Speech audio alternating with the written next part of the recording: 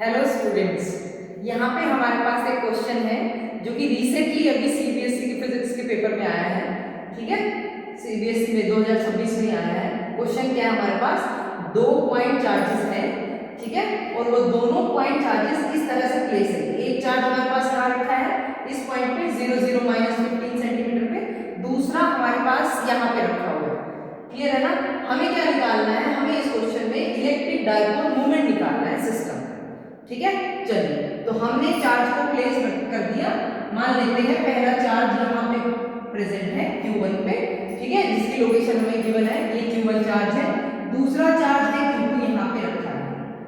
ठीक है, तो डायपोल के बारे में हमें क्या पता है, हमें पता है डायपोल किसको कहते हैं बेटा, जब दो स्मॉल चार्जेस जिनकी वैल्यू न्यूमेरिकल वैल्यू सेम हो लेकिन पोलैरिटी डिफरेंट हो और वो एक दूसरे से कुछ स्पेस कुछ गैप के ऊपर स्मॉल डिस्टेंस के ऊपर रखे होते हैं, तो हम उसको बोलते हैं जो है डायपोल। क्लियर है ना। और डायपोल मोमेंट कैसे निकालते हैं, जैसे मान लेते हैं भाई यहाँ पे एक चार्ज रखा है हमारे पास Q1, यहाँ पे एक चार्ज रखा है Q2, इन दोनों के बीच के डिस्टेंस को हम 2a बोलते हैं। क्लियर है ना, 2a बोलते हैं। तो हम कह रहे हैं कि हम डायपोल मोमेंट निकालेंगे P = Q × 2a, है ना। और डायपोल ये अगर हमारे पास ये नेगेटिव चार्ज होता है, यहाँ पे ये पॉजिटिव चार्ज है, और डायपोल मोमेंट एक वेक्टर क्वांटिटी है और डायपोल मोमेंट की डायरेक्शन हमेशा नेगेटिव चार्ज से पॉजिटिव चार्ज की तरफ होती है। तो हमें यही चीज ध्यान में रखते हुए यहाँ पे सिस्टम का इलेक्ट्रिक डायपोल मोमेंट निकालना है सबसे पहले। तो पहला हम क्या करेंगे, इलेक्ट्रिक डायपोल मोमेंट का भाई हमें फॉर्मूला पता है, P = Q × 2a, ये हमारे पास है। और 2a का मतलब जो ये टोटल डिस्टेंस है, जैसे अगर हम यहाँ भी बात करें -15 सेंटीमीटर ये पॉइंट है, +15 सेंटीमीटर ये पॉइंट है, तो ये टोटल डिस्टेंस जो है वो हमारे पास हो गया 30 सेंटीमीटर। ठीक है, तो अभी हम डायपोल मोमेंट निकालते हैं बेटा। डायपोल मोमेंट निकालने के लिए चार्ज देखो, दोनों चार्ज की वैल्यू सेम है, सिर्फ पोलैरिटी डिफरेंट है। तो यहाँ चार्ज का सिर्फ मैग्नीट्यूड लिखना है जो कि 2.5 × 10⁻⁷ इंटू 2a की जगह हम लिखेंगे दोनों चार्जेस के बीच का डिस्टेंस जो कि है 30 centimetre. Centimetre is not a SI unit, तो हम इसको SI यूनिट में कन्वर्ट करने के लिए 10⁻⁻² लिख देते हैं। ठीक है, अब हम इसको सोल्व करेंगे बेटा। इसको सोल्व करेंगे तो यहाँ से 2.5 को 30 से मल्टीप्लाई करेंगे तो यहाँ पे आ गया हमारे पास 75 × 10⁻⁹ यूनिट क्या होगी भाई, चार्ज है हमारे पास, डिस्टेंस है, यूनिट होगी कूलम मीटर। तो ये आ गया हमारे पास, ये जो आंसर आया दिस इज डायपोल मोमेंट। इसको हम क्या कह सकते हैं, इसको हम कहेंगे डायपोल मोमेंट। तो ये हमारे पास P की वैल्यू आ गई। अगर आपसे कोई इसकी डायरेक्शन पूछे तो नेगेटिव चार्ज से पॉजिटिव चार्ज की तरफ। ठीक है भाई, क्लियर है। अब इसी क्वेश्चन का सेकंड पार्ट हमें क्या कहता है कि हमें मैग्नीट्यूड एंड डायरेक्शन निकालनी है। ठीक है, हमारे पास इलेक्ट्रिक फील्ड की। क्लियर है ना, इलेक्ट्रिक फील्ड की हमें डायरेक्शन निकालनी है। सॉरी, यहाँ पे हमने जो लिखा है यहाँ पे इलेक्ट्रिक फील्ड आ रहा है, ये हमारे पास है इलेक्ट्रिक फील्ड। क्लियर है ना। चलिए अब हम बात करते हैं। अब हमने डायपोल को लेके दो डेरिवेशन हम सबको पता होना चाहिए कि डायपोल जहाँ पे भी है हमारे पास उसकी मदद से हम उसके एक्सियल लाइन के ऊपर इलेक्ट्रिक फील्ड निकाल सकते हैं। एक्सियल लाइन का मतलब जिस एक्सिस के ऊपर चार्जेस रखे उसी एक्सिस पे जाके। ठीक है, दूसरा हमारे पास उसके इक्वेटोरियल पॉइंट पे भी निकाल सकते हैं। तो हमें इलेक्ट्रिक फील्ड कहाँ निकालना है, इस पॉइंट पे निकालना है।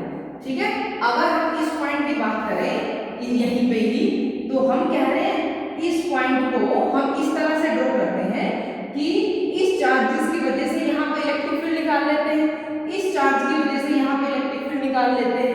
क्लियर है ना। और फिर जो भी इलेक्ट्रिक फील्ड होगा उसका वेक्टर सम करते हैं। तो फर्स्टली हम कंसीडर, अगर मैं यहीं पे ही Q1 को यहाँ पे कंसीडर करूँ Q1 को ही, तो Q1 की वैल्यू है तो उसकी वजह से इलेक्ट्रिक फील्ड कहेंगे E1। क्लियर है ना। तो E1 हम क्या लिखेंगे, किसी भी पॉजिटिव चार्ज की वजह से। ठीक है, इलेक्ट्रिक फील्ड क्या होता है, KQ डिस्टेंस का स्क्वायर, ये होता है। ठीक है, और अगर ये पॉजिटिव चार्ज है तो इलेक्ट्रिक फील्ड की डायरेक्शन इससे अवे होगी। अगर ये नेगेटिव चार्ज होता तो इलेक्ट्रिक फील्ड टुवर्ड्स होती है। तो अभी हम कंसीडर कर रहे हैं यहाँ पे, ठीक है, अभी हम कंसीडर कर रहे हैं यहाँ पे कि हमारे पास ये पॉजिटिव चार्ज यहाँ पे रखा है, तो इलेक्ट्रिक फील्ड की डायरेक्शन इससे अवे होगी। तो E1 की वैल्यू निकालेंगे, K को अभी हम बाद में कैलकुलेशन में यूज करेंगे। Q की वैल्यू कितनी है भाई? Q की वैल्यू है 2.5 × 10⁻⁷ बोला, ठीक है, r²। ये डिस्टेंस कितना होगा? -15 से यहाँ तक 15 सेंटीमीटर, ठीक है। पहले इसको मीटर में कन्वर्ट करेंगे, 15 × 10⁻², और फिर हम इसका स्क्वायर कर देंगे। बिल्कुल सेम इसी तरह से आप इस चार्ज यहाँ पे जो Q2 चार्ज रखा है, इसकी वजह से इलेक्ट्रिक फील्ड निकाल सकते हैं, उसको हम E2 बोल देते हैं जी, क्लियर ना। तो यहाँ पे जो चार्ज है Q2 को नेगेटिव है, तो इलेक्ट्रिक फील्ड की डायरेक्शन होगी इसकी तरफ। समझ में आ रहा है बेटा? डायरेक्शन को समझने की कोशिश करें।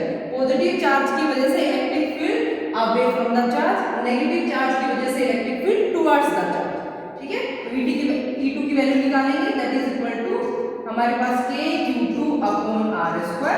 सो K Q2 की वैल्यू है 2.5 ×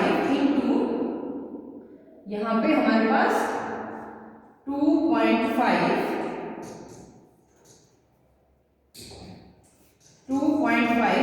10⁻⁷ अपॉन डिस्टेंस यहाँ भी सेम है, ये ओरिजिन था तो 15 सेंटीमीटर, 50 × 10⁻² का स्क्वायर।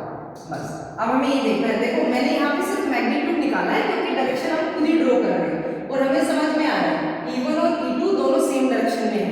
तो जब भी हम नेट इलेक्ट्रिक फील्ड निकालेंगे तो हम डायरेक्ट इनका सम कर सकते हैं। तो पहले हम थोड़ा सा कैलकुलेशन कर लेते हैं, या कैलकुलेशन करने से पहले बहुत सारी चीजें कॉमन हो जाएगी। तो हम पहले ऐसे कह देते हैं कि net electric field at origin is equal to E1 + E2 का वेक्टर सम। दोनों सेम डायरेक्शन में है तो वेक्टर के हिसाब से डायरेक्ट ऐड हो जाएंगे। तो हम लिखेंगे यहाँ पे K 2.5 × 10⁻⁷ अपॉन 15 × 10⁻⁻² का होल स्क्वायर। ये भी सेम है, K × 2.5 × 10⁻⁷ अपॉन 15 × 10⁻² का होल स्क्वायर। क्लियर है? अब देखो दोनों सेम क्वांटिटी है, तो x और x जैसे 2x होता है तो मैं इसी तरह से इसको मल्टीप्लाई कर रही हूँ। यहाँ पे आ जाएगा 2 × K की वैल्यू कितनी होती है? 9 × 10⁹। क्लियर है ना? जस्ट एक सेकेंड, यहाँ पे हमने था E1 r², ये था हमारे पास E2। क्लियर है ना? इसको थोड़ा सा हम सही से लिखने की कोशिश करते हैं। यहाँ पे हमारे पास K 2 आ गया, ठीक है। K कितना था? 9 × 10⁹। इसको ये आ गया 2.5 × 10⁻⁷। इसको सोल्व करेंगे तो 25 का स्क्वायर 225 × 10⁻⁻² का स्क्वायर 10⁻⁻², ठीक है। अब इसको सोल्व कर लेते हैं बेटा। पहले हम इसको सोल्व करेंगे, 25 से काटेंगे तो 0.1, यहाँ पे आ जाएगा 9 से 9 कैंसिल हो गया, ठीक है। 2 को 0.1 से मल्टीप्लाई करेंगे तो ये आ गया 0.2। पावर्स में देखेंगे 10⁻⁹ है, 10⁻⁻7 ऊपर जाके +4, तो यहाँ पे आ जाएगा हमारे पास -3, 10⁻⁹, 10⁻⁻3, 10⁻⁻ हमारे पास आ गया 6, ठीक है, न्यूटन पर कूलम। ये हमारे पास आ गया electric field. Okay, thank you.